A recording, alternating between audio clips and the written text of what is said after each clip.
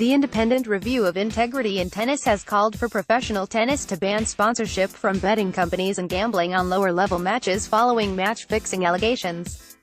The Independent Review of Integrity in Tennis, established in January 2016 following reports of match-fixing, has stated that there are huge problems with the integrity of the sport as players at the lower levels of the game receive insufficient prize money, meaning they are susceptible to taking bungs. The report surveyed more than 3,200 players and found that 14.5% indicated they had first-hand knowledge of match-fixing in the sport. The review also pointed out that only 336 men and 253 women in world tennis broke even in prize money before coaching costs were taken into account.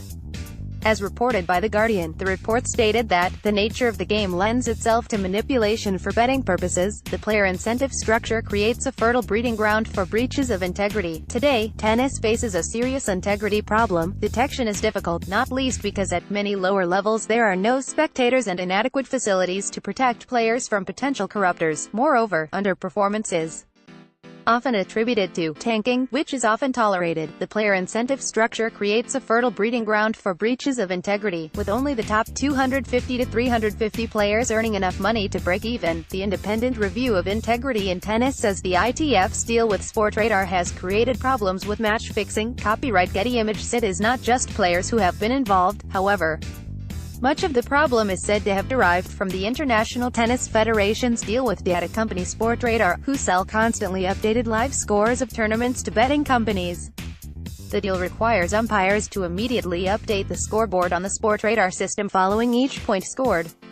Some umpires, however, have delayed putting the scores into the system, allowing gamblers to place bets on old markets knowing what was happening next.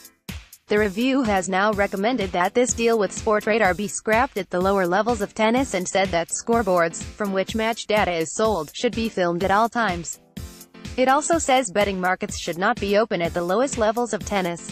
Some in the betting industry, however, have warned against banning regulated betting. If they stopped gambling at this level, I am pretty sure the gamblers would find a black market to gamble on, which would be much harder to control, a source involved in tennis betting told Inside the Games.